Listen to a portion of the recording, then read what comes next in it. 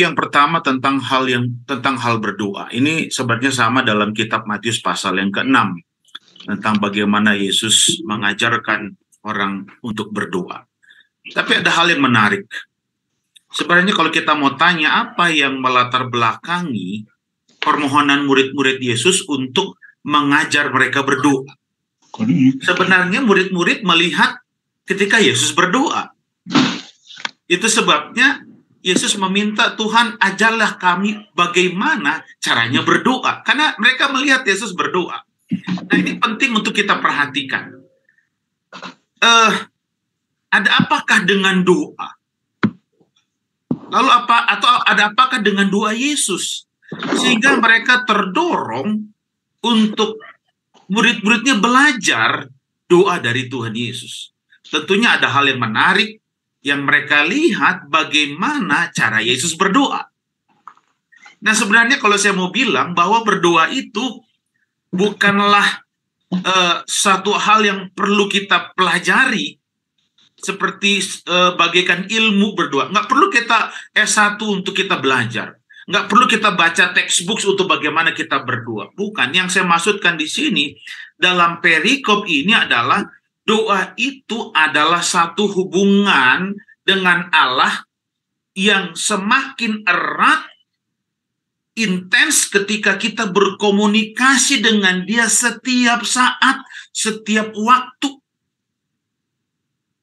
Jadi ketika kita berkomunikasi dengan Tuhan itu nggak dibatasi dengan waktu, ruang, tempat, tidak.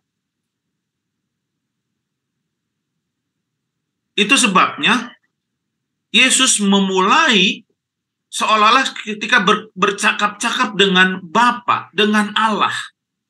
Yesus memulai dengan menyapa Allah sebagai Bapa. Bagaimana sih contoh seperti seorang anak ketika dia berkomunikasi dengan bapaknya, ketika dia meminta sesuatu dengan bapaknya, dia akan menegur, akan menyapa kepada ayahnya. Ini menarik, kenapa justru lewat doa Yesus inilah kita mengenal Allah ketika kita berdoa. Makanya kan kalau kita berdoa, Bapa kami yang ada di dalam kerajaan sorga.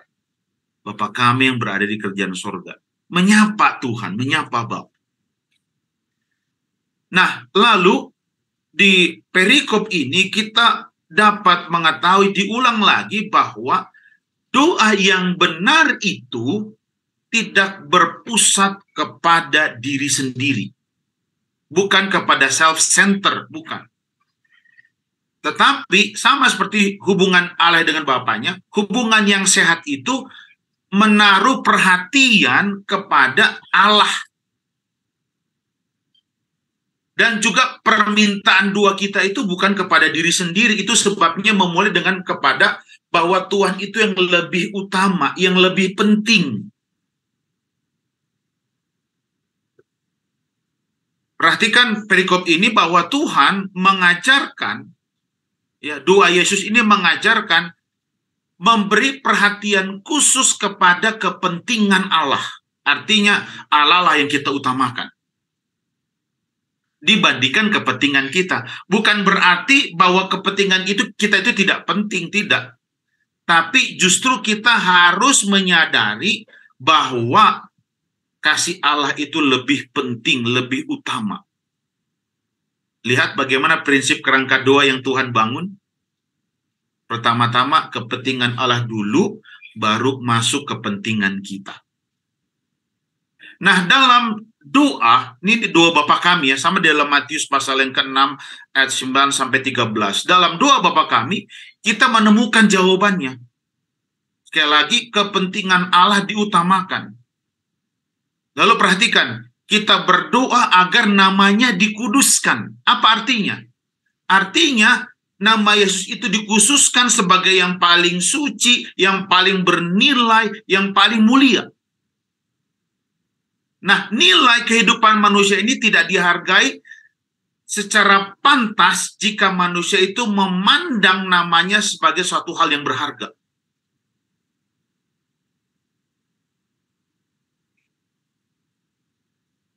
lalu masuk kepada kepentingan kita.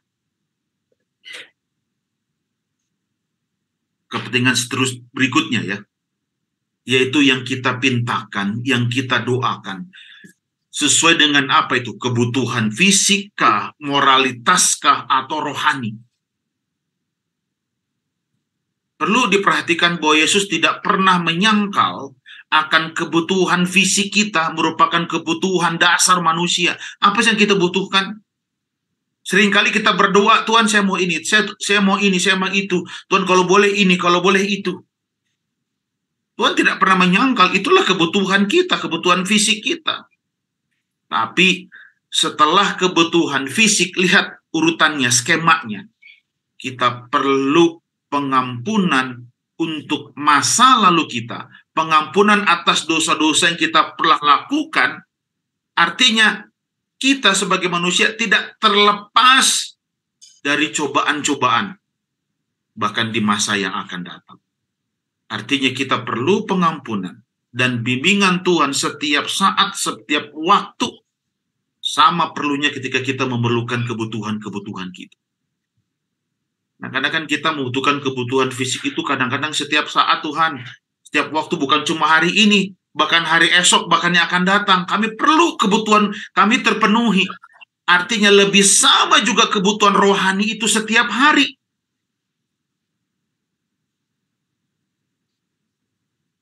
Inilah prioritas yang benar di dalam doa kita. Tapi menarik ini. Yesus tidak berhenti sampai di sini. Ia menambahkan permintaan lain dalam doa yang menyatakan lebih nyata lagi prioritas utama kita tentang apa yang paling penting dalam hidup ini. Coba saya ingin bawa ya di ayat yang ke-13. Lukas pasal 11 ayat 13. Jadi jika kamu yang jahat tahu memberi yang terbaik bagi anak-anakmu, apalagi Bapamu yang di sorga, ia akan memberikan Roh Kudus. Ini kalau kita lihat di kitab Matius pasal yang ke-6, di situ katakan akan memberikan yang baik. Ternyata kita dapati kata yang sama di Lukas pasal yang ke-11 ayat 13, yang baik itu adalah Roh Kudus. Jadi ini yang paling penting. Tuhan menawarkan Roh Kudus. Siapa itu? Tuhan menawarkan dirinya sendiri. Apa yang paling penting? Kita minta ini, kita minta ini, kita minta itu. Tuhan katakan, itu nggak ada pentingnya. Saya akan berikan saya sendiri. Saya akan memberikan saya sendiri dalam hidupmu. Ini luar biasa. Apa yang kita butuhkan ada sama Yesus. Apalagi yang kita butuhkan lain selain Yesus. Dia sumber berkat itu. Engkau minta berkat, ada sama dia. Engkau minta kesehatan, Yesus memberikan kesembuhan. Apakah ini nggak lebih berharga dari yang lain? Yesus menawarkan dirinya sendiri, Roh Kudus. Dan yang paling utama, apa pekerjaan Roh Kudus? Pertama, menginsafkan manusia akan dosa dan menuntun kepada kebenaran. Ini apakah luar biasa? Lalu apa manifestasinya kalau kita sudah menerima Roh Kudus? Apa tanda-tandanya? Galatia 6 ya. Buah-buah roh. Kasih, sukacita, pengendalian diri, dan seterusnya. Itu tandanya. Apakah Yesus itu nggak lebih penting dari semua yang kita butuhkan? Luar biasa kan? Tuhan memberikan dirinya sendiri, Roh Kudus. Dan kalau kita minta, Tuhan akan berikan. Nah, selanjutnya, di perikop berikutnya, ini menarik nih, ya, tentang Yesus dan Beelzebul. Nah, kalau di perjanjian baru, mengusir roh jahat, ini merupakan fenomena yang sangat umum di kalangan orang Yahudi. Ini hal-hal yang biasa.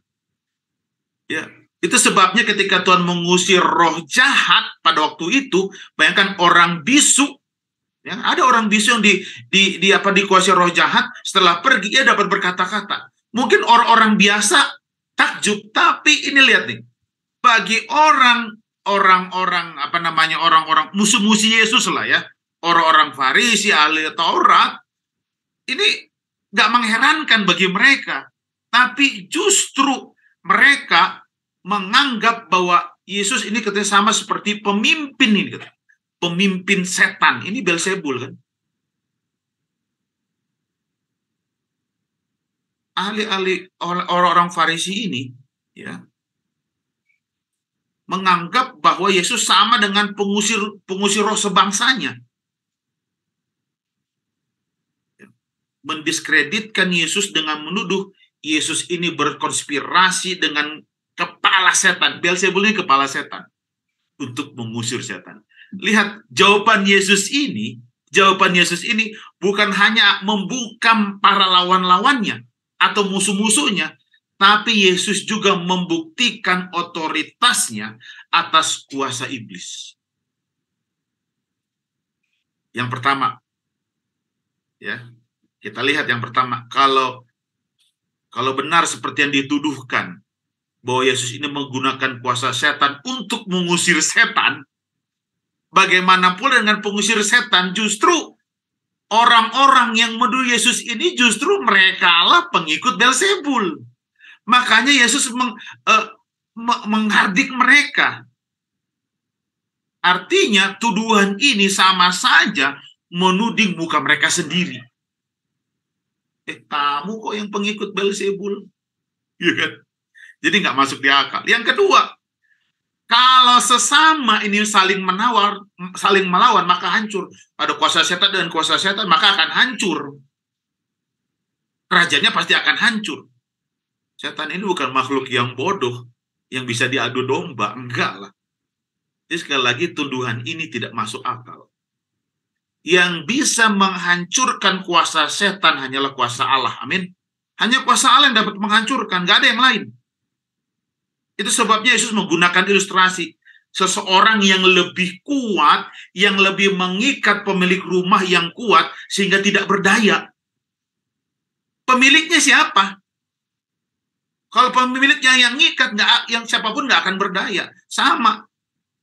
Yang bisa mengalahkan kuasa setan, kuasa si jahat itu, hanyalah kuasa Allah. Nggak ada yang lain. Nah, iblis ini mengklaim bahwa ia memiliki dunia ini. Tetapi lihat, Kristus datang dari Bapa untuk menegakkan kerajaannya. Tentu siapa? Ya, tentu iblis. Nah, kuasa kerajaan Allah dan kuasa Beelzebul adalah dua hal yang berlawanan. Kerajaan Allah dan kuasa Beelzebul adalah kerajaan yang berlawanan, dua hal yang berlawanan. Kepentingannya tak dapat bertemu. Jadi hal yang damai, ya, suatu hal yang damai dengan yang hal-hal yang tidak baik itu nggak akan pernah ketemu. Bayangkan kuasa menyelamatkan dan memberi damai, nggak mungkin berjalan seiring dengan kuasa yang merusak dan membinasakan, nggak akan pernah ketemu. Yesus membuktikan diri sebagai Mesias untuk memerdekakan manusia dari belenggu dosa dan tipu daya iblis. Itulah tujuan Yesus. Dan hanya orang yang menyadari hal inilah dan mengakui akan Tuhan inilah yang dapat mengalami kuasa Tuhan dan dapat memerdekakan dirinya dari belenggu dan tipu daya iblis. Jadi kalau orang yang menyadari kuasa ini, dia akan dipulihkan oleh Tuhan. Lalu ini bersambung. Jadi perikop ini dan perikop selanjutnya ini bersambung. Ya, ini Yesus masih berbicara juga dengan orang ini. Ya, kembalinya roh jahat. Nah, Yesus di sini dalam perikop ini menggarisbawahi bahwa seseorang yang telah sembuh dari kerasukan setan ini tidak menjadi jaminan aman dari gangguan roh-roh jahat selamanya. Kenapa? Karena ada kemungkinan roh-roh jahat ini akan kembali dan membuat keadaannya itu akan lebih parah lagi. Nah, apabila roh jahat ini kembali dan melihat atau menilik ternyata hati orang tersebut ini kosong, tidak berpenghuni dalam tanda kutip, maka roh-roh jahat ini akan kembali menjadi penghuninya. Ini bayangkan, ini Alkitab mengatakan ini loh, bahkan bukan hanya satu roh jahat, tapi lebih banyak, sehingga kuasanya itu lebih besar dari sebelumnya. Saya mau bilang ini, hanya roh Allah lah yang dapat membentengi diri seseorang itu dari serangan roh jahat. Artinya adalah kehadiran roh Tuhan dalam hati kita itu akan membentengi. Kalau tidak ada, kalau kosong, maka akan mudah setan akan masuk. Artinya kalau roh Tuhan ada dalam diri kita, walaupun roh jahat dapat menyerang siapapun juga, tapi kalau ada roh Allah dalam hatinya, maka tidak dapat dikuasai. Artinya, kalau mau betul-betul bertobat, betul-betullah bertobat. Dan bila roh Tuhan yang terus hadir dalam hati kita, jangan izinkan roh jahat masuk. Nah, perikop selanjutnya ini masih berlanjut. Ketika Yesus sedang berbicara, mengungkapkan kebenaran, rupanya ini menarik nih. Ada seorang ibu-ibu, ada atau seorang perempuan, ya, ketika mendengar ini dia mungkin merasa terberkati. Lalu mungkin secara spontan ia katakan gini, "Oh, berbahagialah ibu yang melahirkan engkau, bahkan yang telah menyusui engkau." Perhatikan jawaban Yesus ini, saya agak kaget. Yesus bilang, enggak, justru yang lebih berbahagia itu adalah mereka mendengarkan firman Tuhan dan yang mengamalkannya. Menarik memang, seolah-olah Yesus menolak anggapan itu. Tapi sebenarnya Yesus bilang begini, bagi Yesus, hubungan yang istimewa itu tidak bergantung pada hubungan darah. Entahkah ibumu kah atau saudaramu kah? Bukan itu. Atau mungkin karena kita melihat banyak mujizat. Ibu ini kan gara-gara heran, luar biasa apa yang Yesus buat. Bukan karena itu, tapi justru Yesus mengatakan hubungan yang istimewa itu ketika seorang itu mendengarkan firman Tuhan, dia mentaatinya, itulah kebahagiaan yang sejati. Bukan karena hubungan darah, bukan karena, wah dia lihat mujizat itu, bukan. Tapi ketika dia mendengarkan firman Tuhan itu, ia mengamalkannya, mentaatinya, itu berbahagia. Karena setan juga bisa bikin mujizat. Jangan kita terpengaruh gara-gara mujizat. Setan bisa bikin mujizat. Tapi ketika engkau mendengarkan firman Tuhan, ketika kita mendengarkan firman Tuhan, kita mentaatinya, kita mengamalkannya, kita akan berbahagia dalam Tuhan. Artinya, saya mau katakan, harus ada hubungan timbal balik. Ketika seorang itu datang, dia mendengarkan firman Tuhan, ketika Yesus berbicara, maka seseorang itu harus berubah dengan meresponnya. Dia harus merubah hidupnya.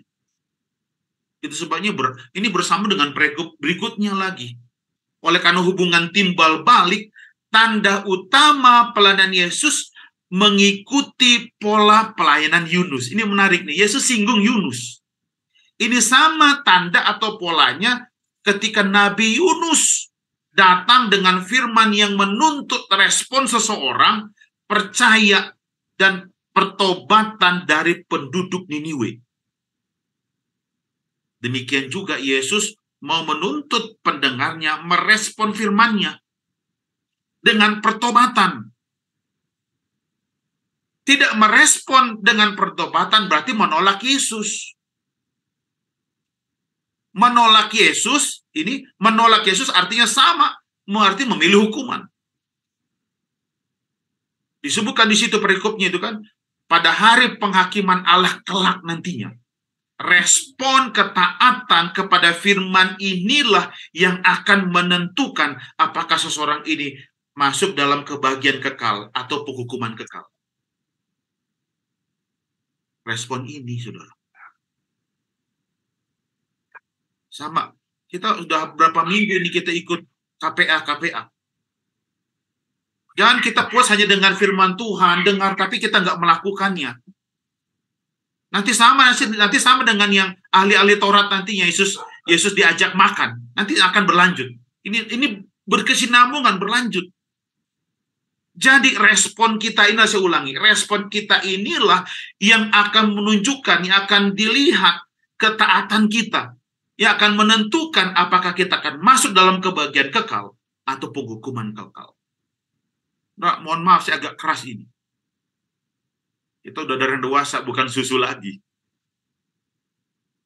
Nah, ada yang menarik perhatian saya. Yesus singgung lagi, disebut lagi, menyebutkan ratu dari selatan. Ini kalau di King James Version, ini kitab saya King James Version, Queen of the South. Saya pikir ini kok apa ini bukan ratu pantai selatan ya. Saya cari-cari tuh, apa disinggung ratu pantai selatan atau bukan? Saya lihat di bahasa Alkitabnya, Queen of the South. Saya coba-coba baca. Tadi pagi saya cari pendalaman lagi. Siapa ini Queen of the South? Jadi Queen of the South atau Ratu dari Selatan ini adalah nama lain dari Ratu Sheba. Nama lain dari Ratu Sheba. Bapak Ibu boleh baca di kitab 1 Raja-Raja pasal yang kedua, 1 Raja-Raja pasal yang ke-10, Raja-Raja ya, 1 Raja-Raja pasal yang 10 ayat 1 sampai 3. Bapak Ibu boleh buka itu. 1 Raja-Raja pasal yang ke-10 ayat 1 sampai 13. Kita dapati waktu Ratu Selatan itu adalah nama lain dari Ratu Sheba. Atau di dalam 2 Tawarik pasal yang ke-9 ayat 1 sampai 12. Ya. Jadi itu bukan Ratu Pantai Selatan, bukan. Ratu dari Selatan, Queen of the South, yaitu Ratu Sheba. Kenapa Yesus bilang Ratu Sheba ini? Ternyata Ratu Sheba ini dia tertarik dengan hikmatnya Salomo. Siapa yang nggak kenal Salomo? Ya, dengan hikmat yang sangat luar biasa. Dia tertarik kepada hikmat Salomo, dia ingin bertemu dengan Raja Salomo, dan dia ingin kasih hadiah. Tapi yang menarik, kenapa? Yesus menyinggung Ratu dari Selatan atau Ratu Sheba ini untuk menegaskan kembali tokoh Alkitab atau tokoh yang bersejarah ini sebagai sarana untuk memperjelas bahwa Ratu Sheba walaupun awalnya dia tidak beriman, dia tidak bertuhan, karena dia bukan orang Yahudi, tetapi Ratu Sheba mengakui akan kebenaran Tuhan. Ini menarik ini. Ratu Sheba yang tidak mengakui Tuhan tadinya, awalnya orang kafir, orang fasik. Tapi ketika dia bertemu dengan Salomo, dia tertarik, Tuhannya siapa yang disembah Salomo? Akhirnya Ratu Sheba ini, dia mengakui akan kebenaran Allah. Hal yang sama juga Yesus sebutkan, orang-orang yang bertobat, orang-orang di Ninewa ini oleh karena Yunus, yang menarik Tuhan katakan, lebih daripada Yunus, lebih dari Salomo. Artinya, ada banyak orang-orang yang sangat rindu kebenaran Tuhan. Mereka paham betul.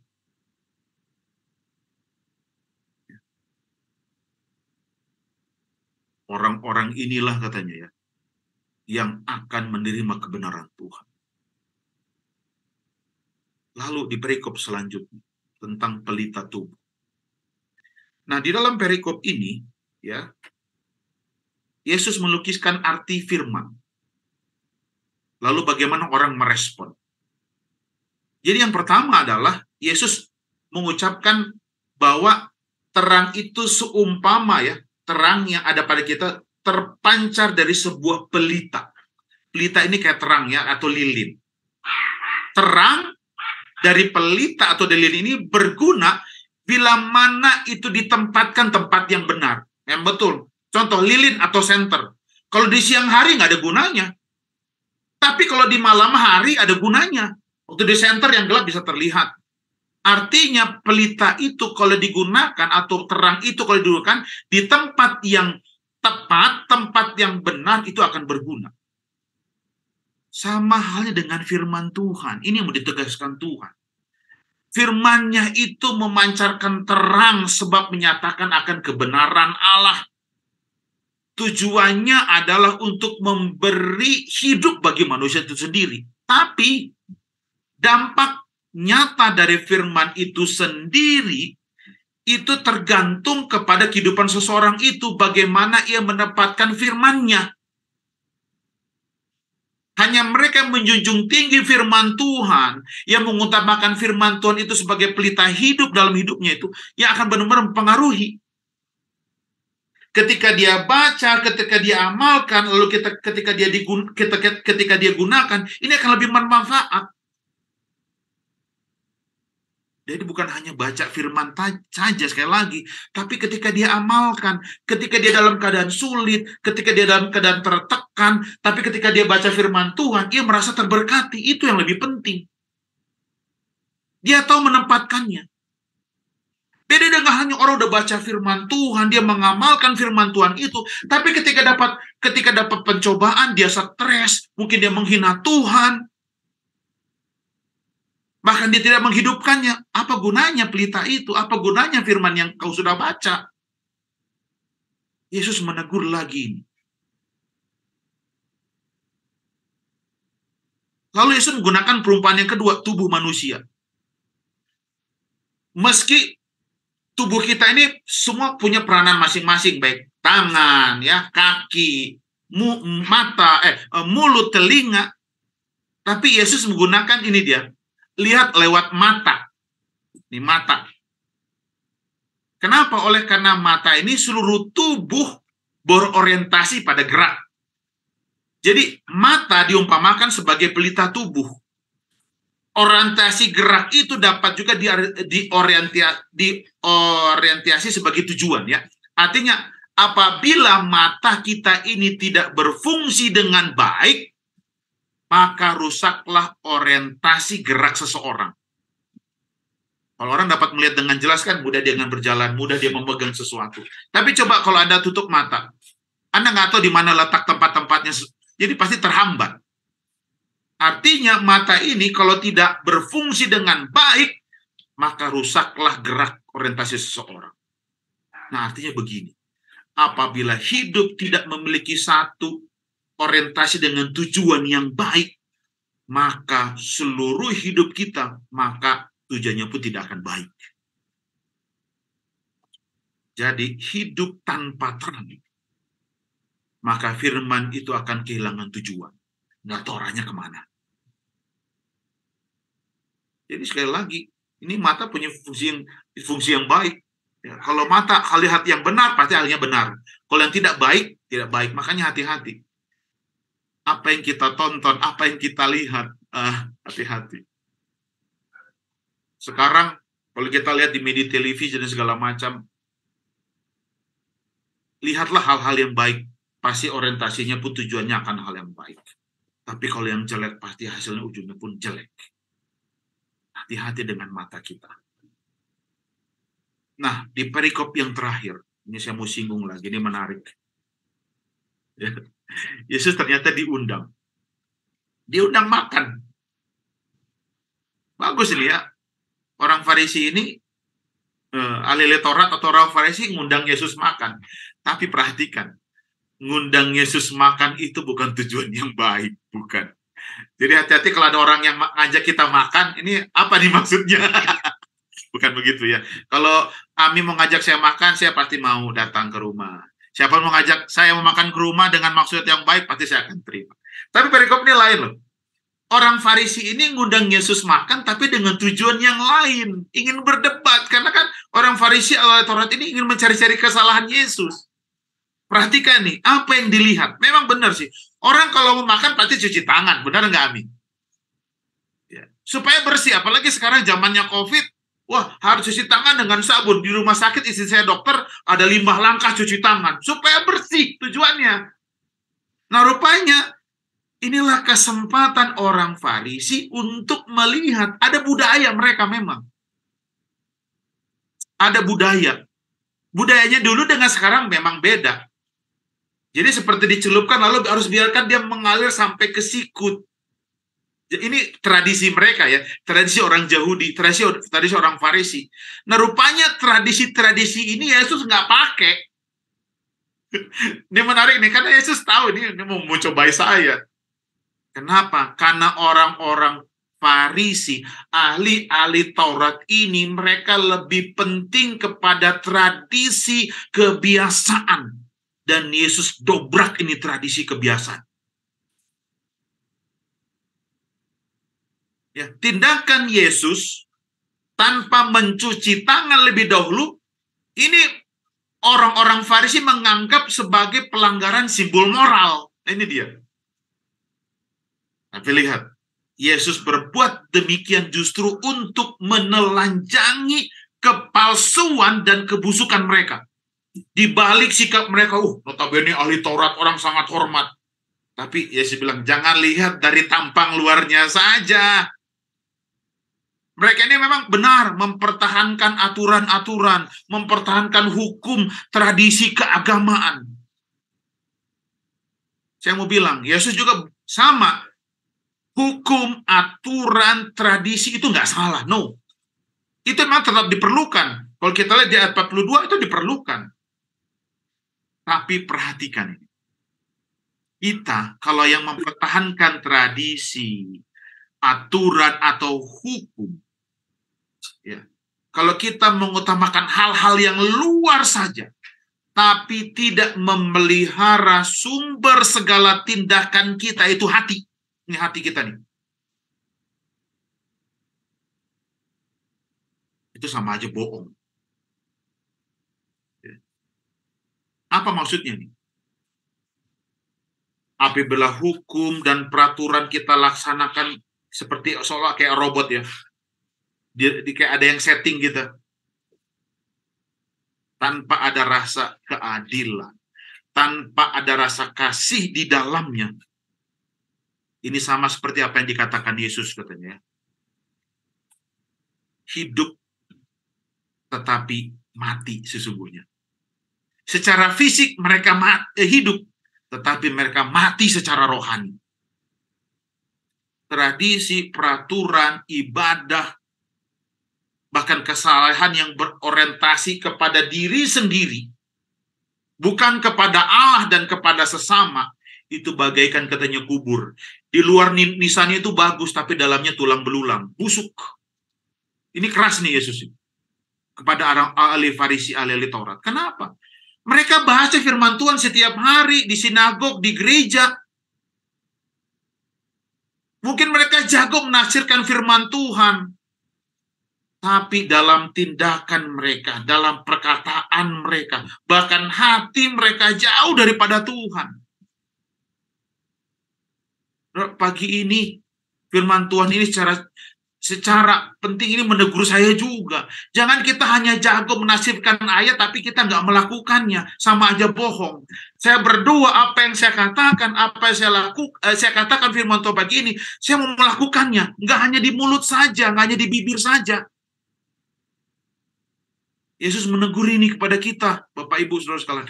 Jangan hanya baca firman Tuhan, tapi kita tidak mengamalkannya. Tidak keluar dari dalam hati. Yesus menegur mereka, jangan seperti orang Farisi, seperti kubur, di luar nisannya bagus dihiasi, tapi dalamnya tulang belulang, busuk. Yesus nggak mau seperti itu, saudara kasih dalam Tuhan. Mereka mempelajari firman Tuhan, tapi mereka tidak melakukan. Ahli-ahli Taurat, orang-orang Farisi ini, mereka membebani orang lain supaya melakukan Taurat Tuhan. Tetapi mereka sendiri justru tidak mentaatinya. Bahkan Yesus lihat nih, di ayat selanjutnya, Yesus singgung lagi. Mereka bersemangat menghargai nabi-nabi dengan membangun kubur. Tapi Yesus justru mengartikan itu tidak lain sebagai ungkapan atau persetujuan dengan mereka justru membunuh nabi-nabi.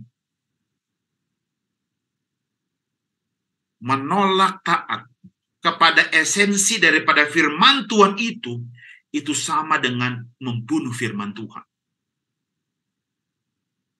Kalau kita menolak esensi dari firman Tuhan itu sama dengan kita membunuh firman itu sendiri. Dan ucapan Yesus ini menunjuk kepada sikap mereka yang begitu bersemangat ingin menyingkirkan Yesus. Ini kan luar biasa ini. Orang ini hidup dengan Taurat Tuhan, tapi justru ingin menyingkirkan Yesus itu sendiri. Yesus sendiri. Nggak ada gunanya. Saudara, pagi ini firman Tuhan di pasal yang 11 ini menarik. Ya. Yesus mengajak kita untuk mencintai Tuhan itu dengan sungguh-sungguh. Orang mungkin bisa lihat dari luar, tapi Yesus melihat dari dalam hati kita. Yang melihat kesungguh-sungguhan hati kita itu hanya Yesus. Mata kasat mungkin ya, kita bisa, mungkin orang lain melihat, tapi hanya Tuhan yang dapat melihat hati. Maka dari itu, cintailah Tuhan dengan sungguh-sungguh. Bukan dengan perkataan saja, tapi dengan perbuatan. Inilah yang mencerminkan sebagai anak-anak Tuhan. Baik, itu saja yang saya dapat bagikan. Saya kembali